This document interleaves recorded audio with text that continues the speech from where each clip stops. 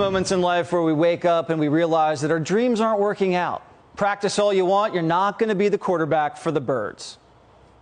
Hey, you haven't played in years. Why can't I be quarterback, huh? You're right. Let's see what you got. Hit me. I'm open. Hi. That's why. Now sit down and shut up. And you're not just one break away from scoring that record deal.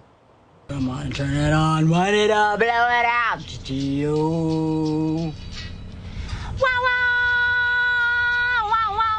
Yeah. Right now, Democrats are having that moment with the economy, though I don't think Joe Biden realizes it yet. Democrats are working to bring down the cost of things and to talk about around the kitchen table. Democrats aren't working to bring anything down except Trump. Joe Biden, the Jimmy Carter of the 21st century, has destroyed your money. Inflation printed red hot again, 8.2%, a four-decade high, up again from September. Your 401k is down 25% this year. Don't even look at it. You'll just get upset. Your paychecks are being robbed like they're riding the subway. Wages have gone down every single month Joe's been in office. Look at that, every single month. Biden's economy's garnishing your wages like you're a criminal. Look at that. Our paychecks exploded under Trump, and now your money's crashing. And the cost of things has shot up. Groceries up 13%, 20% increase in energy. Biden's blowing up the economy like it's a pipeline.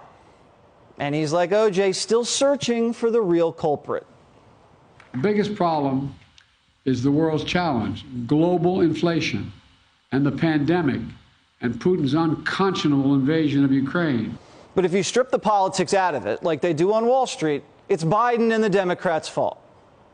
But the experts at Morgan Stanley, they get it. They say this: excessive fiscal stimulus provided during the pandemic, particularly the last $1.9 trillion package at the end of March 2021, just as the economy was already emerging from the lockdowns. In our view, this was what turbocharged consumption and drove inflation to 40-year highs. So the $2 trillion COVID relief bill that didn't provide any relief since everybody caught COVID, a bill that not a single Republican voted for, turbocharged prices. But the Biden administration says, at least we're doing better than Venezuela. And not even CNN's buying that. There's no way to really sugarcoat this report. Prices rose at 8.2%. What is the administration doing, and what can the administration do aside from just telling Americans to be patient at this point? The first and most important point is that the United States is in a better and stronger position to take this challenge head on than virtually any other country in the world. Brian, just telling Americans that things aren't as bad here as they are around the world really isn't a reassuring statement. America is in a stronger position than Bangladesh. That's their talking point. Imagine if during Katrina, Bush said, yeah, the French Quarter's flooded, but Indonesia is totally underwater. Does that make you feel better? Everybody knows a recession's coming, even the Democrats. Even Biden saying it's going to be a slight recession. You know, you might lose your job, but maybe keep your house. But don't worry, the Democrats have a plan. They're going to blame the recession on the Republicans. The Republicans have an explicit incentive to make the economy worse. And I will tell you, having covered the Tea Party Congress of 2011 amidst the recovery from the financial crisis, I feel confident in predicting that if Republicans win control of one or both houses of Congress, they will do everything in their power to sabotage the economy, to best set them up to retake the White House in 2024. Joe Biden must have watched that guy who identifies as Maddow and plagiarized him. Republican wins, inflation is going to get worse. It's that simple. This is like saying if the Republicans win, Putin's going to invade Ukraine. He already did. How could Republicans bankrupt the country if Joe already did it? It can't get any worse than this. The economy is the #1 issue in the country, and the Democrats never talk about it. They think they can just sugarcoat a recession and hope you don't notice.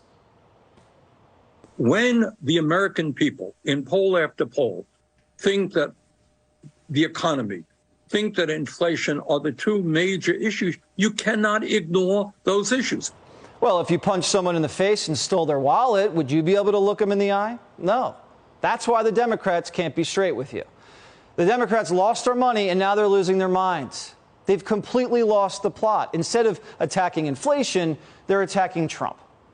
The Democrats decided to hold a January 6th hearing today, the same day the inflation number printed. What happened at today's hearing? Well, they voted to subpoena Trump. a slick little stunt to distract you from the economic pain and try to blow out today's inflation headlines. For a party that claims they don't want to fight culture wars, their entire midterm message is Trump and abortion. Again, when you lose CNN, you're lost. CNN wrote a piece today titled, "Voters may care more about the cost of French fries than January 6th panel's compelling evidence." They even wrote the House Select Committee investigating the U.S. Capitol insurrection long ago dropped the notion of being a narrowly focused quest for the facts. It's hard not to see Thursday's January 6th hearing as an intervention in the midterms. Joe Biden's threatening to withhold military aid from an ally, Saudi Arabia, until they do him a political favor, pump more oil before the midterms to help Democrats. They're doing everything they can to hide their record from you, the voter. They'll even put an ally's national security at risk to keep the Senate.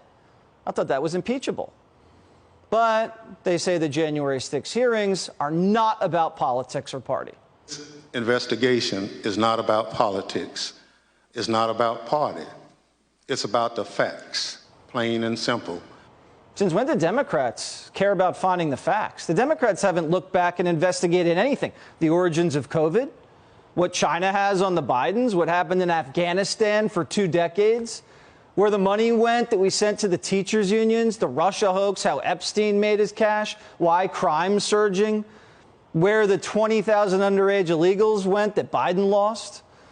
The Democrats say an assault on our democracy took place on January 6, 2021, but it actually happened earlier than that, on October 14th, 2020, when the New York Post bombshell story on the Biden crime family was suppressed by the media, the FBI, and other powerful interests, which allowed Joe Biden to win the election.